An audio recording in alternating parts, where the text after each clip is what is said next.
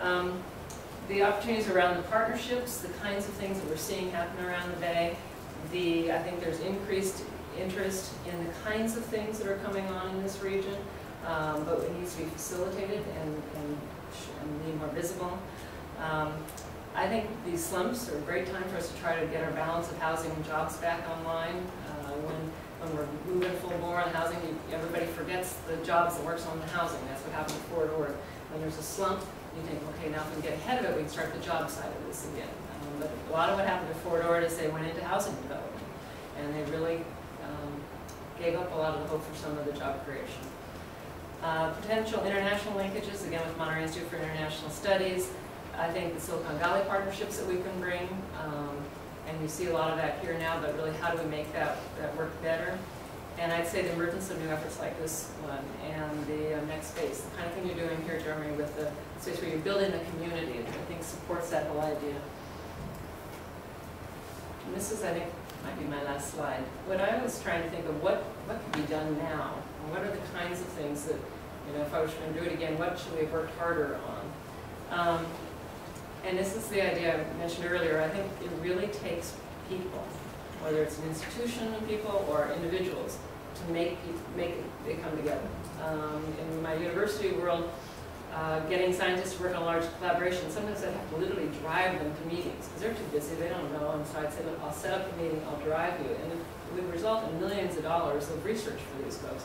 But it was finding the opportunity, bringing it to the folks, creating the meetings and the networks like we're doing here.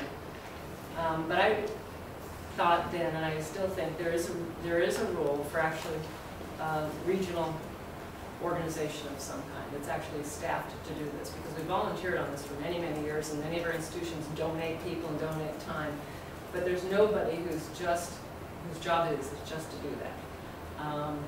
And who goes to sleep at night thinking about it, gets up the next morning thinking about it, and can do that sort of regional bringing together.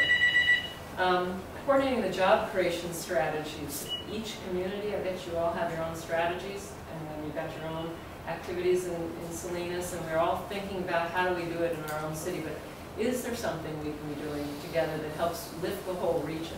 And I think each of our communities in the region will get different pieces of the picture, but can we create one big picture that lifts the tide, I guess?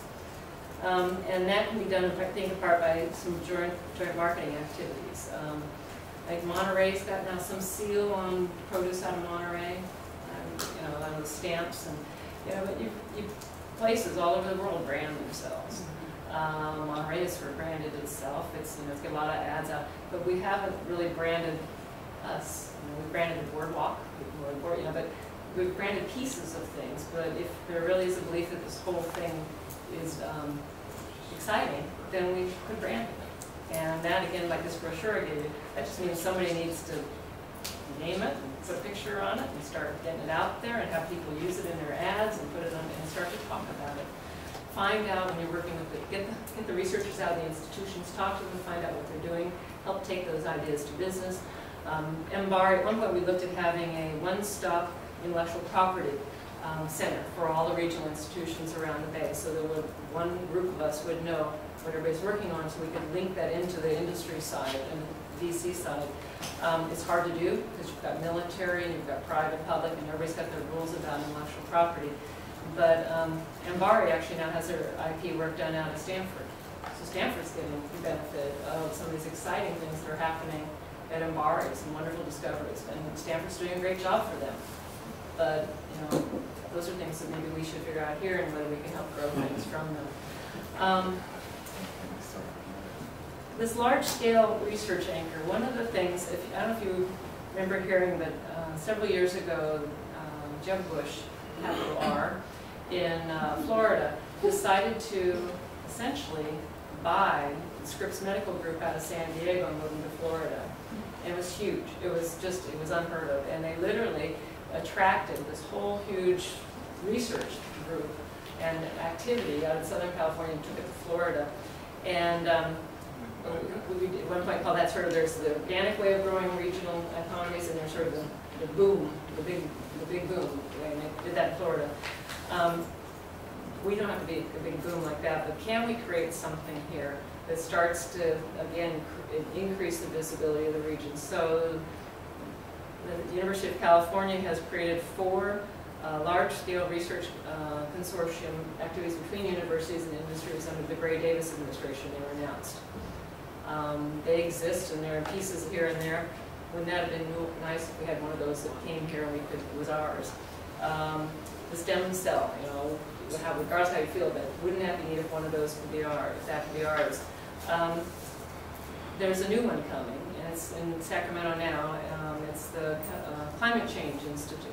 And it's something that the CPUC, California Public Utilities Commission, attempted to do last year on their own. The legislature, as my understanding, didn't appreciate them doing it on their own, so they zeroed out their budget, and then they went and created a bill to create this Climate Change Institute, and it would have been housed within UC, and they got vetoed by the governor.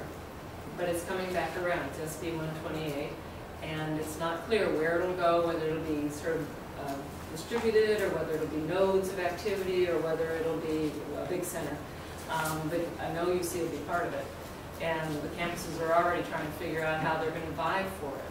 You know, and what it takes to make one of those things happen is a whole community ready to stand up and show what it can bring to the table in that. So that's one that's coming out of Sacramento now. I don't know if you're working on that at all up there, but it's, we'll see how it goes. The original one was intended to be paid through rates through the Public Utilities Commission. So it wasn't a new bundle of money. It was, well, it's our money, I guess, off the ratepayers. But it was going to create some important things towards green economy jobs and all those kinds of things that I think many of us in this region are thinking about.